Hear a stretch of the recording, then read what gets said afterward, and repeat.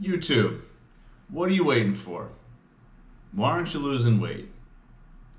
You know, when you're moving up that flight of stairs and you're out of breath, or you're just walking out to your car, or you're trying to keep up with somebody who's fit and you can't, and you're heaving hard and it's embarrassing, or if you are in a tighter space and you can't fit through, all of that, it's embarrassing and it's a harder way to live. So why aren't you losing weight? What's holding you back? How come you're not doing it? Here's some benefits of weight loss. If any of this isn't a reason why, well, I don't know what to tell you. One, your immune system starts to work better. Anytime you have an increased BMI or anything like an increased amount of fat, it leads to some type of infection or disease. You know, you're at higher risk for inflammation and just general illness because your immune system is not effectively working as well. Your body needs to regulate itself differently, and higher amounts of fat just don't allow it.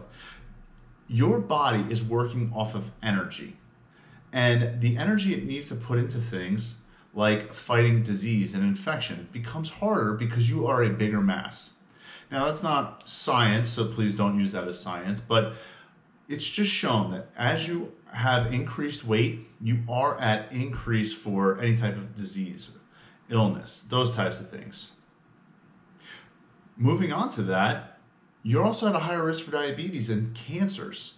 It's also been shown that, well, one, if you are overweight, your risk of diabetes is higher. Most of the time you're eating more sugars and just a higher calorie diet, which in turn leads to, type 2 diabetes.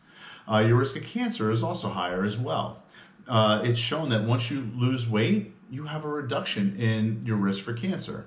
So just start losing the weight and just, even if cancer can happen to anybody, if you know you can find a way to reduce it, why not do it? So for example, if you smoke cigarettes and you know that it's going to lead to lung cancer, but if you quit them, you can actually reduce your risk of lung cancer, why not do it?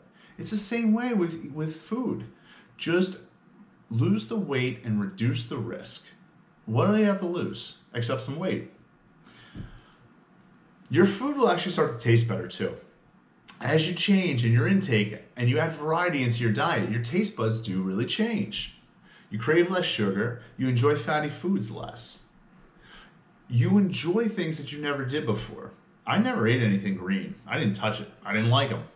I love broccoli now. I love Brussels sprouts. Brussels sprouts are my favorite. Roasted Brussels sprouts, nothing like them. Cauliflower.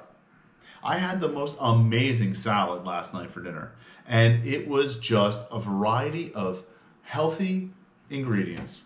It was vegetables, it was tomatoes, peppers, a little bit of goat cheese, arugula, sunflower seeds.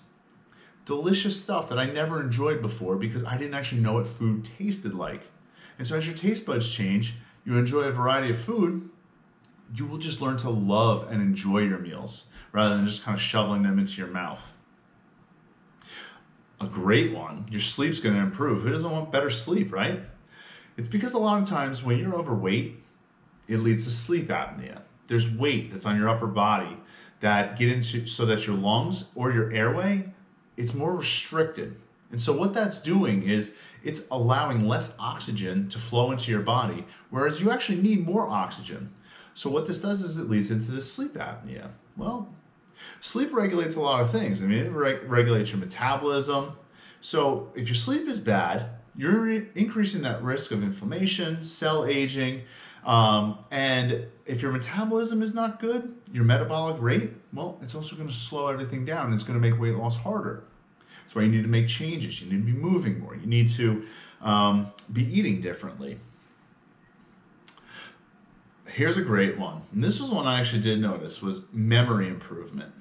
When you start to add variety into your diet, especially omega-3 fats, so if you're adding avocado, salmon, any type of fish, the omega-3 fats are actually increasing your brain function, not capacity, because your brain is grown and it is what it is.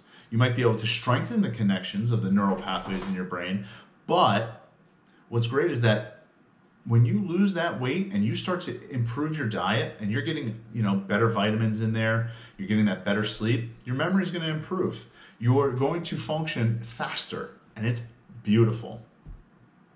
Your joints are going to hurt you less. Your knees won't hurt. It's not so hard to sit up. I remember when it was actually hard to get out of chairs. I mean, I was lucky. I was always kind of like a nimble fat guy, but I never struggled with, getting around things or, getting up. I could still do push-ups, but, I noticed that my joints hurt less. My knees didn't hurt as much, and I was also young. I was in my 20s, so it really did help. But still, you don't want knee surgery at the age of 45, so do it. Just lose the weight and feel better about yourself. Finally, you look good. When you lose weight, you look good. You feel good. So that increased confidence exudes in every single part of your life. People notice that too. Confidence is powerful. And if you've lost that weight and you know that you feel invincible and you feel confident in the way that you now look, it's going to carry over into all different aspects of life. And so when you look good, you feel good, you're going to perform good. So stop waiting, go lose the weight, and just get it done, and you'll be happier for it. I'm Josh Sawicki. Subscribe to the channel and watch my long one.